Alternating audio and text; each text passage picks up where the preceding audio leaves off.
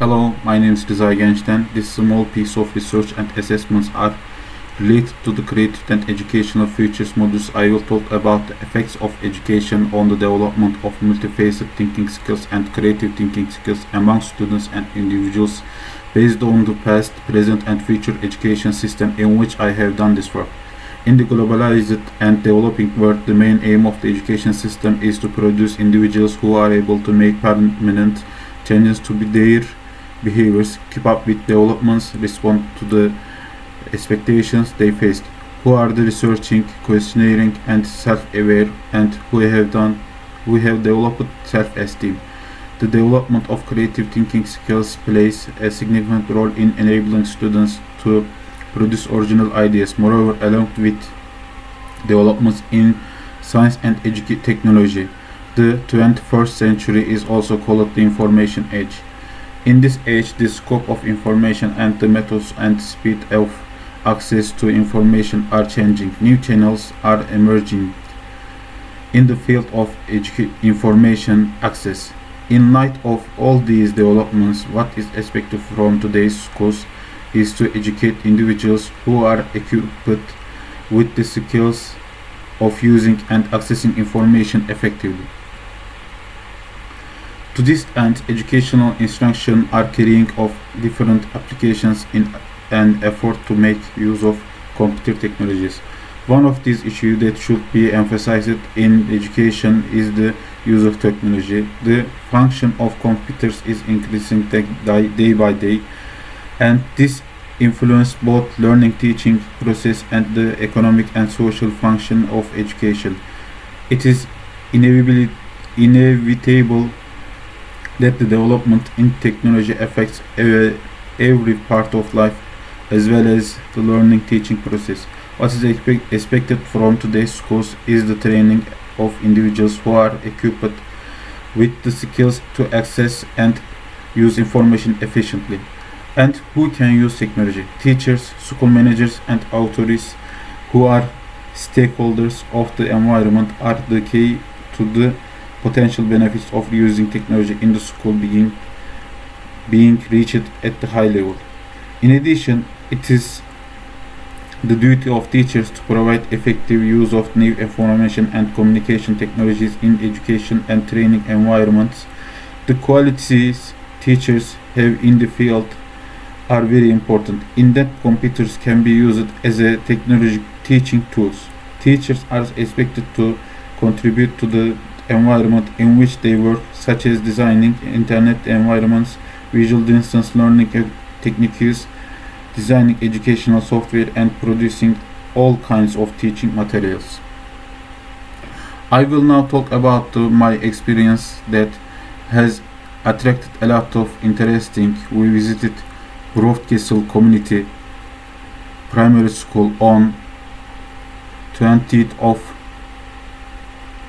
February as part of a module of the educational technology in practice course. Before I talk about how I got on at school and what influenced me, I would like to talk about a project that took place years ago in Turkey, because the educational environments in this school and the way the courses are taught and their aim reminded me of this project. I heard about this project in the curriculum of educational science for the first time in my bachelor term. This project was called Village Institutes, and it was designed to educate individuals to become primary school teachers.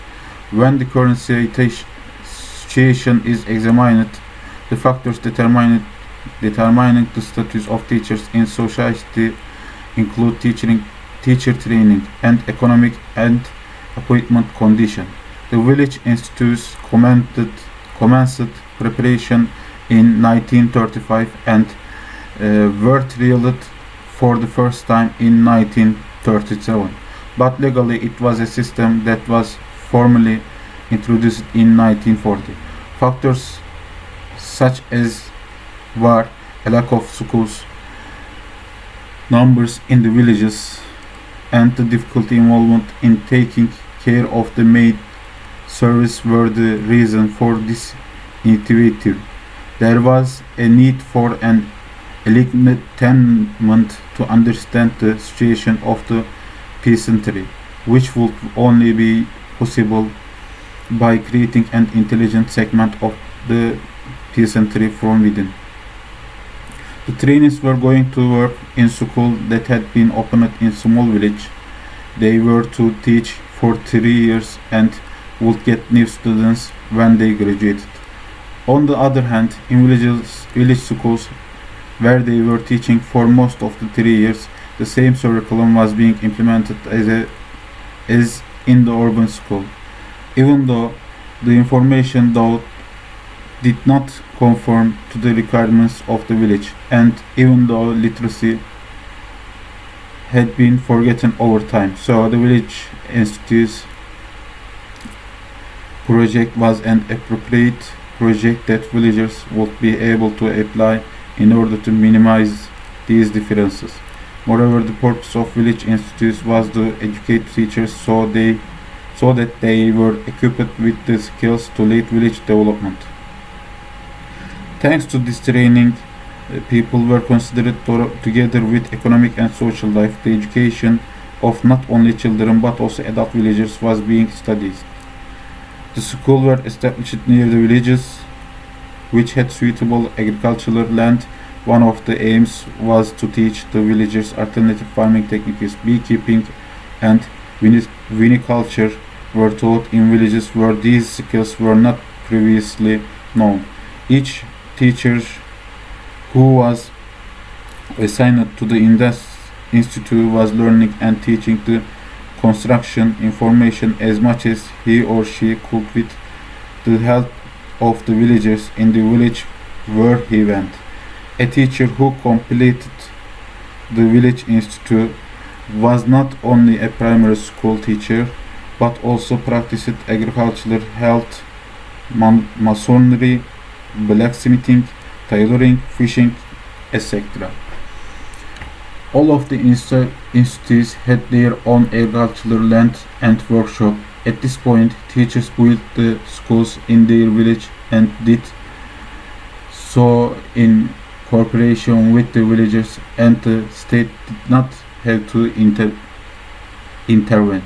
Beyond that, the teachers gave information to the villagers about literacy, some diseases, and agricultural tools. In addition to learn significant scientific knowledge, each person was given an emphasis on multifaceted development through activities such as music, sports, verbal arts, and painting activities. Such activities are not only unique to special talents, just as is the case in a classical school. The multifaceted development of each student's personality requires you to take advantage of the fine arts as well as science and technology.